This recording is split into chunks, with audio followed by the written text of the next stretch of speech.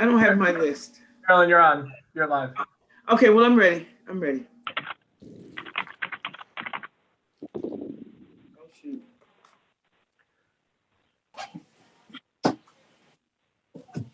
Good evening, everyone. This is the Wednesday, January 27, 2021 meeting of the Elder Care Committee held remotely. And I'm going to ask our majority counsel, is it? She's going to be the one to call the roll for us tonight. Thank you. Ms. McLaughlin, Here. Mr. Ricard, Present. Baston, Here. Chapman, Camiso, Chapman's coming in right now. Cunningham, Here. Jamalowitz, Here. Curley, and Whalen. Here. I'm here. Hello. Norma's here. Chapman. All right. Aye. 8 present, Madam Chair. Thank you. Thank you, everyone. And I hope you're all safe and you and your families are healthy. Thank you for being with us tonight. I want to thank our madam. We have our chair and our vice chair of the legislature are here with us tonight, along with several other colleagues. So thank you so much for joining in the discussion. First order of business tonight is approval of previous meeting minutes. Can we get a motion? Motion to move it. Motion. Second. All right, motion by Camiso, second by Ellen. Whalen. Thank you. Yes. All those in favor? Aye. Aye. No opposed. Thank you. All right, we'll go on to current business. First order of business, number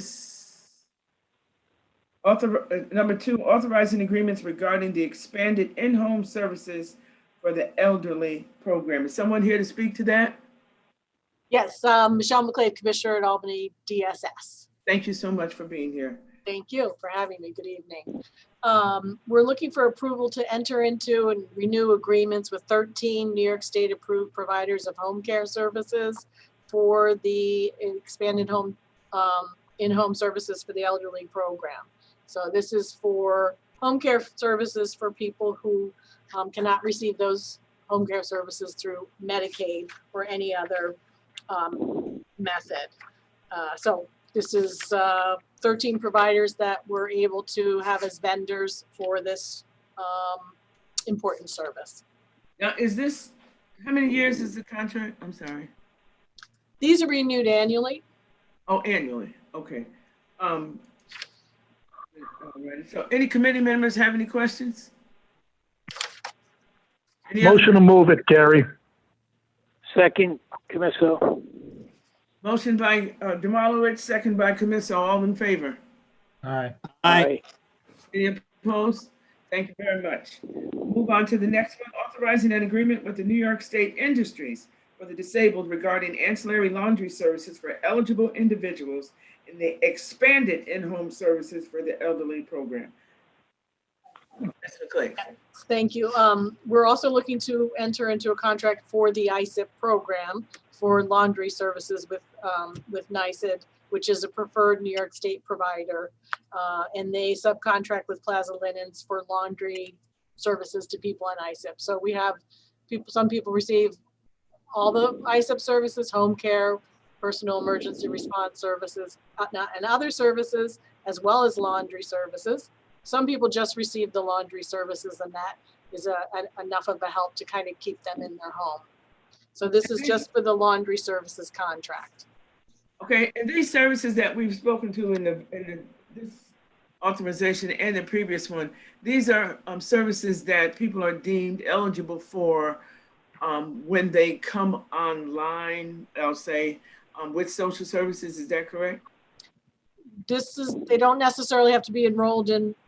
So how do people get on this? How do people get these services? If I had somebody that was in need, how do I go about that? You could call New York Connects, our New York Connects line, and they would do an assessment of your eligibility. There's all kinds of rules, of course, but and one of them is that you're not Medicaid eligible. Okay. Now, have you seen an increase since the pandemic? Not particularly. It's been pretty steady, Okay, so not a lot of change. all right. Thank you so much. Any other questions from committee members? If not, can I get a motion to move? Mr. Chairman, I make a motion. Motion by Mr. Beston, second Second, Joanne. by Ms. Cunningham. All those in favor? Aye. Aye. All right, thank you so much. We'll move on now to authorizing an agreement with bioreference laboratories regarding COVID-19 testing. Mr. Slatsky, how are you tonight? Very good. Welcome, Madam Chairwoman, and everyone else. Hopefully everyone's doing well. Thank you. Bioreference is the laboratory off the New York State Department of Health list. They've been doing our COVID testing, which is now mandated by executive order twice a week for staff members and once a week for residents, which we've been doing. We bill, or bioreference actually bills third-party payers, insurance companies or Medicare, but there is co-pays and people who are uninsured. So this is a guesstimate of approximately $150,000 a year. We put it in for 3 years. We're not sure how long the executive order will last, but this is an approximate amount of what we're spending now. Well, let's hope it doesn't last 3 years. God. I agree. I agree. Can I, Madam Chair, can I just ask a question on that? Yes, Mr. Ricard. Thank you, Madam Chair. Just a quick question. So it's what, $450,000 for the full year that the contract. So let's say, God willing, we're only a year into the contract and we don't need it anymore. So we don't pay the $450, is that correct? Oh yeah, it's only for the co-pays. Okay, Or people who are uninsured, and if we don't use bioreference, then there's no bill. okay. I just want to double check. Thank you, sir. Anyone else? If no other questions, can I get Motion to move, Gary. a motion to move? Gary, second by Ms. Cunningham. All those in favor? Aye. Thank you so much. We'll now move on to authorizing an agreement with Comprehensive Healthcare Solutions regarding billing and debt collection services. Mr. Slatsky. Yep.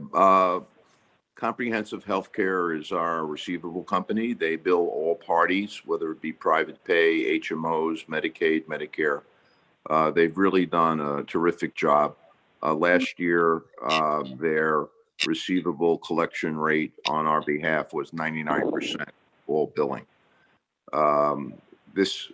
We used to have 3 different agreements, and we did an RFP, and they were the lowest responsible bidder, and so happens our current vendor. And they've been doing really a phenomenal job. Their fee was really lowered because now it's all inclusive for bad debt collection, as well as the regular receivables. We put it in for an extended period of time because it was an RFP, and we listed it as 5 years so that we could get a locked-in rate, which we received, which cannot be changed. And like I said, they've really been doing a fantastic job on our behalf in collecting all receivables on behalf of the nursing home. Any questions? No, I'll make a motion to move it. I'll second it. Who's that? Motion by Ms. Beston. Cunningham, second by Mr. Beston. Beston, Thank you please. so much. All those in favor? Aye. Aye. Any opposed? Thank you so much. Our next one is and final, authorizing an agreement with CDPHP regarding a donation to Shaker Place Rehabilitation and Nursing Center and amending the 2021 Department of Residential Healthcare Facilities budget. Now, this is a good one right here, Mr. Slatsky. Yes, it is. We received a letter from CDPHP saying that they really want to just donate $35,000 to the nursing home to underwrite PPE and to support other programs of the nursing home surrounding our difficulties in dealing with the COVID coronavirus. So this is a win-win for the nursing home. Yeah, that's a wonderful thing. We should send them a thank you letter or something. Yep, I did. Okay. Or something. Thank you so much. Is there any other questions or any comments? Madam Chair, I have a question if I could. Yes, Mr. Grimm. Thank you. Yeah, I just, with the healthcare workers among the first to get the COVID vaccine, Larry, do they really still have to be tested so much, given that they're the first in line to get the vaccines? Yeah, it's an executive order.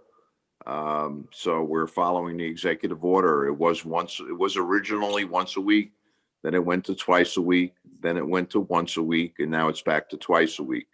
The real difficulty is not only testing staff twice a week because of the labor and all the time it takes to test everyone. But if there's a positive resident and or staff member, we now have to test all residents every week. So it's an executive order from the governor. We don't have a choice. It's mandated.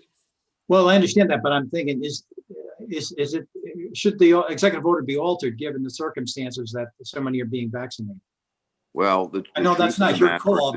Yeah, I understand what you're saying. The truth of the matter is that our residents, over 90% of our residents have agreed to be vaccinated and have been vaccinated actually, but only approximately 50% of the staff have agreed and have taken the vaccination.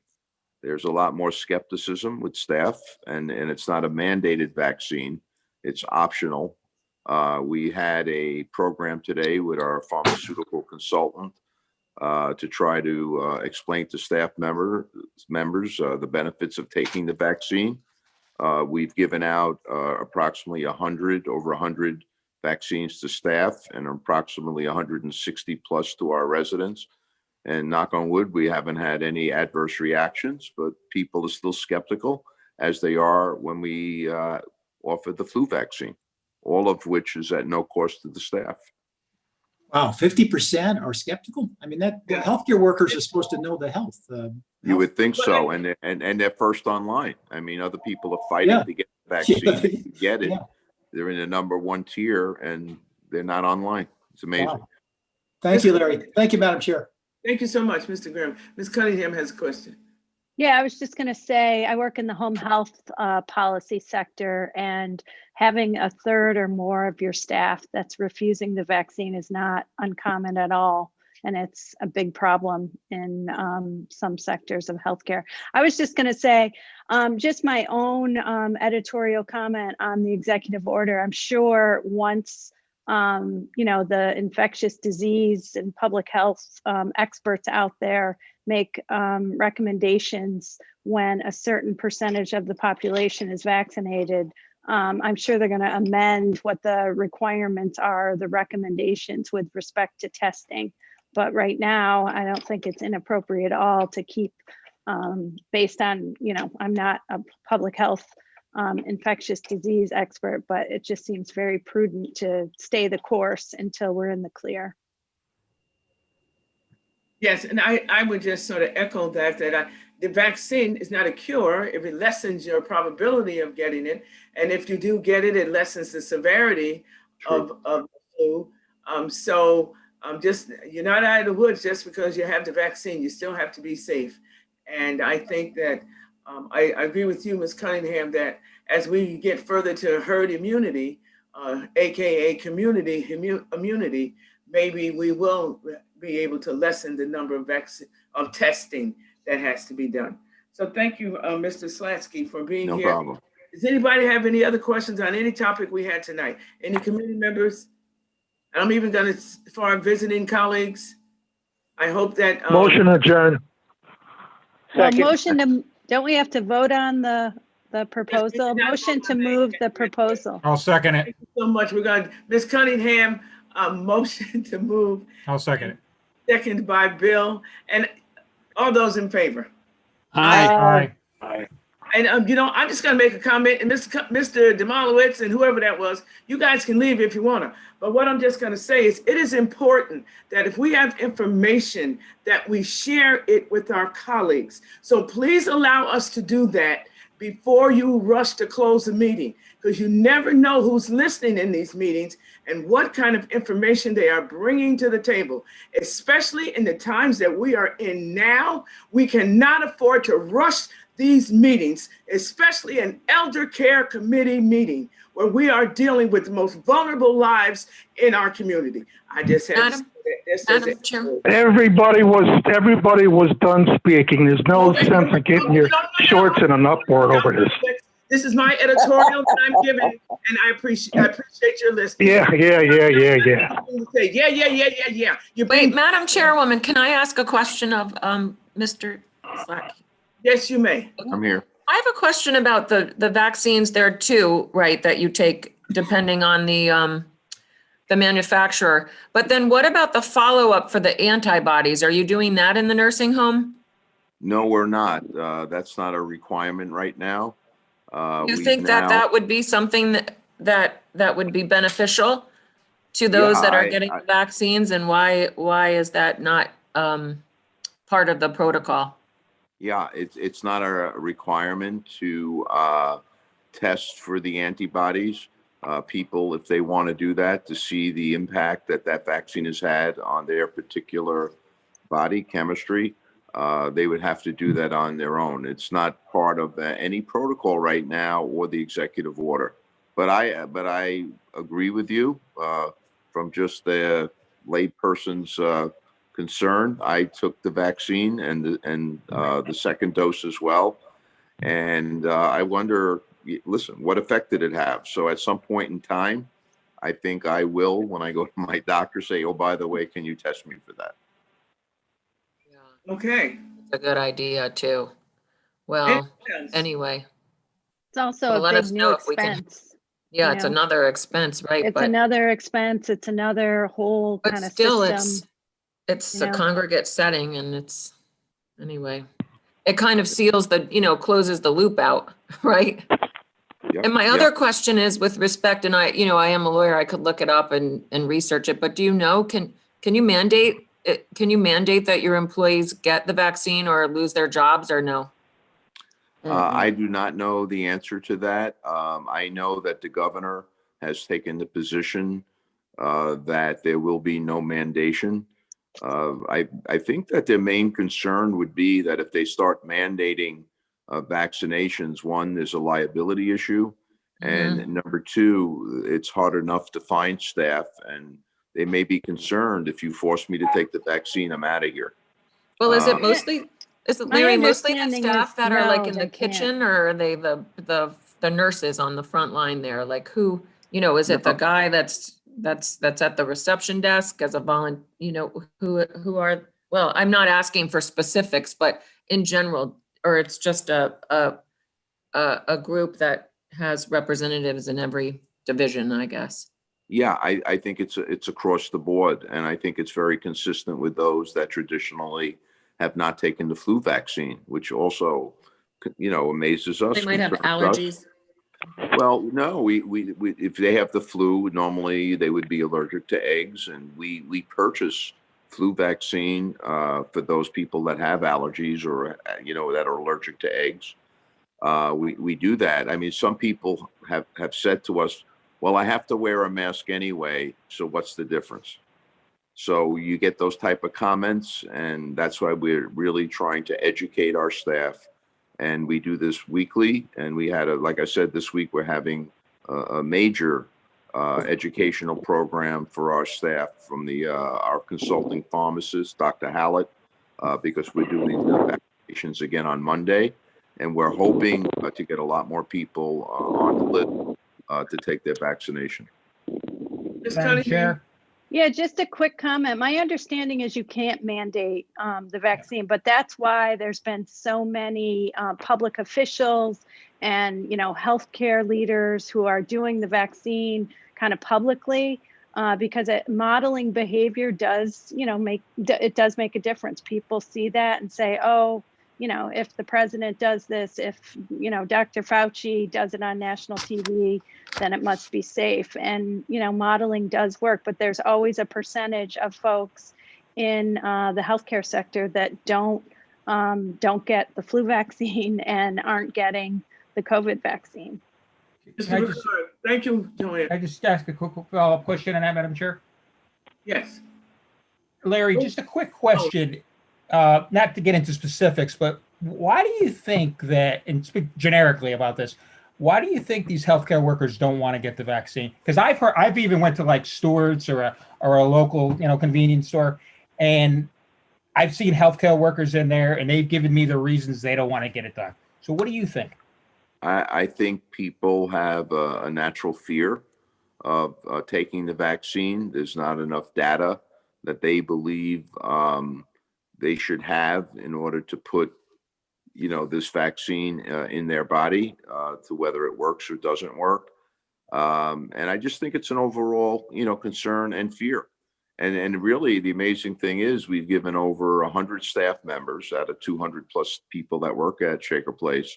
And we didn't have one, knock on wood, not one adverse reaction. People have a little bit of a sore arm like I did. You would think people say, hey, listen, no one had any reaction. Let's get online. So we're using that to push people to take the vaccine as well as education. Thank you, sir. Thank you, Madam Chair. Ms. Willingham. Thank you, Madam Chair. Mr. Slatsky, I just have a question. In regards to the residents at Shaker Park, did you have to get their permission to give them the vaccine? Yes. Oh, We had to get the resident, if they were competent, their permission and or family member, a responsible party to give permission, which we did. I'm telling you, the rate for residents is very close to 95% of residents have taken the vaccine. And, they say that, the older you are, the less adverse reactions you have. So we didn't have any, it's really amazing, not one adverse reaction of any resident who's taken this vaccine. But we had to get permission, yes. thank you. Okay, and I just want to share, I too have had the vaccine. I had the same reaction I had when I have a regular flu shot. A little sore arm for a couple of days, and that was it. And I've had both phases of it. So just as a little editorial. But no other comments. Can I get a motion to adjourn? Mr. Demolowitz. Thank you, Madam Chairman. We should have been gone 15 minutes ago, but that's all right. It's a good discussion. Is there a second? Second, Move to adjourn by Mr. Demolowitz, second by Ms. Cunningham. Is all in favor? All right. aye. Aye. Thank you and have a Thank good No, I don't want to go. I don't want to go.